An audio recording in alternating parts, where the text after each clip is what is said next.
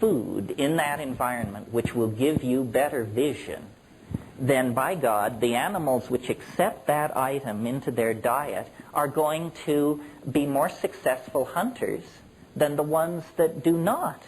And consequently, they will outbreed those members of the population that have some aversion to this exotic food. Either they don't like the look of it, or they don't like that it grows in manure, or they don't like the taste of it. But those who accept it as a dietary item will be more successful at getting food, and consequently more successful at raising their offspring to sexual maturity. And that's the name of the game in Darwinian evolution. You must raise your offspring to sexual maturity. Then the genes flow forward. If you fail in that, you get an F in the evolution game. Well, okay, so visual acuity, that's all very fine. But psilocybin has other properties which build on that initial pharmacological peculiarity. If you take slightly larger doses of psilocybin, and this is typical of many indoles, you get, with many of which are hallucinogens, you get what is called CNS arousal, central nervous system arousal. You all know this feeling. It's the feeling of 2 double cappuccinos in short order. It's that you do not sleep, you are very restless, you are very alert, your attention is scanning, scanning, scanning, and in highly sexed animals like primates, arousal means exactly what it sounds like. It means erection in the male animal. And now, isn't that interesting? That is a second factor feeding back into this increased success with offspring business. Not only are you a better hunter, but you're a more highly sexed creature. And you're having more of what straight anthropologists refer to as successful copulations.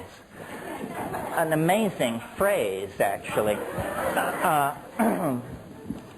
Meaning, of course, that impregnation is a consequence of this sexual activity. Now, the other thing that psilocybin does, at or slightly above this arousal level, and this is very important for the argument, is it causes what I call boundary dissolution, and boundary dissolution in human beings, like you and me, means ego loss. And I believe that this would have promoted a social and sexual style based not on monogamous pairing, but on orgy. The scenario is fairly easy to imagine.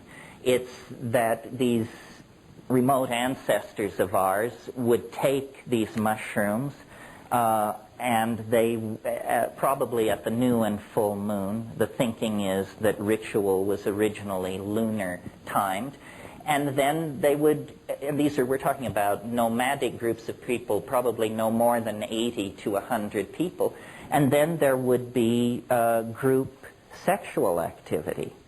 Now, an interesting social consequence of orgiastic social styles, besides a whole lot of fun, of course, is it's impossible to trace lines of male paternity in that kind of a situation. You see, women know whose children are whose because they see the child come out of their body and they nurse the child. But men do not, in that situation, have their children, my children. What they have are our children, the tribal group. And this boundary dissolving thing, let's dwell on this for a moment, because this is central to my argument, and it has political consequences for our own lives. All primates, clear back down into squirrel monkeys and lemurs, all primates have what are called male dominance hierarchies. And what this means is that the males with the longest claws, the hardest muscles, and the meanest dispositions take control of everybody else.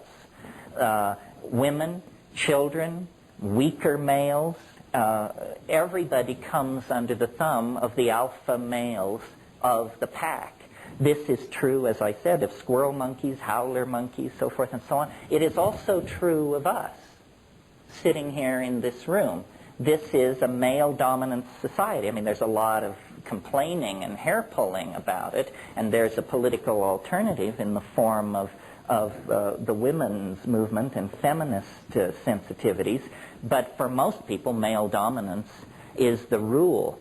Well, I would like to suggest that our peculiarly discomforted relationship to reality is a consequence of the fact that for a long period of time, perhaps as short as 20,000 years, perhaps as long as 1,000,000 years, as a species, and not consciously, we accepted into our diet a drug that had the consequences of suppressing male dominance.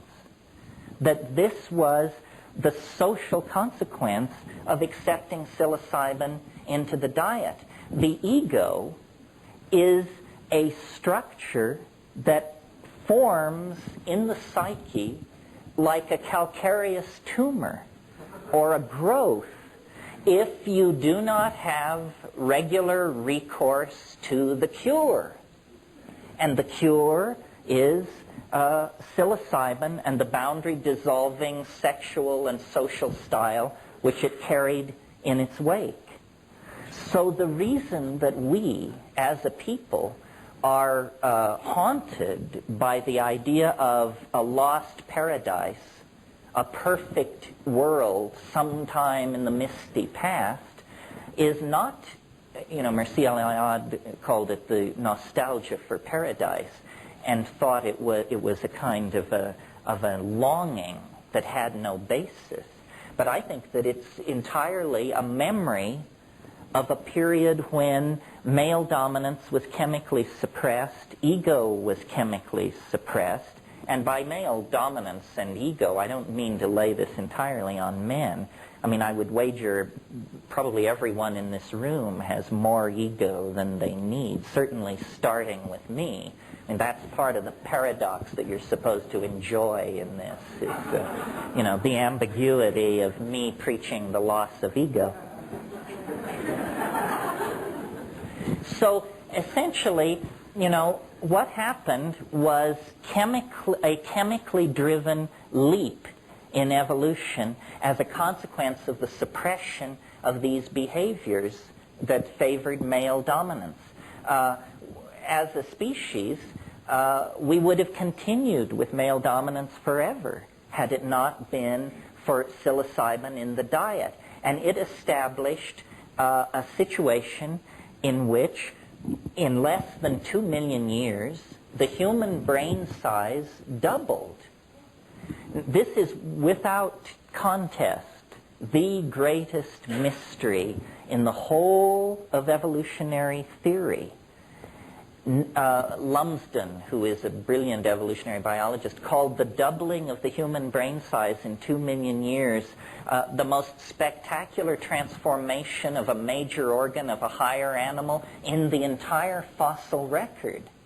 Well, now, it would be spectacular enough if it were the liver of an otter or the pancreas of an elephant. But notice that it is the organ which created the theory of evolution itself and all other theories.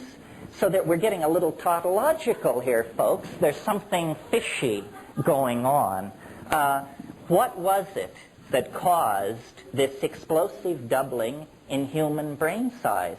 Well, I maintain that it was the new behaviors that emerged with the suppression of ego and their reinforcement in this situation of nomadic pastoralism. And that there was a period, let's call it from the melting of the last glaciers in Tel Çatalhöyük, 6,500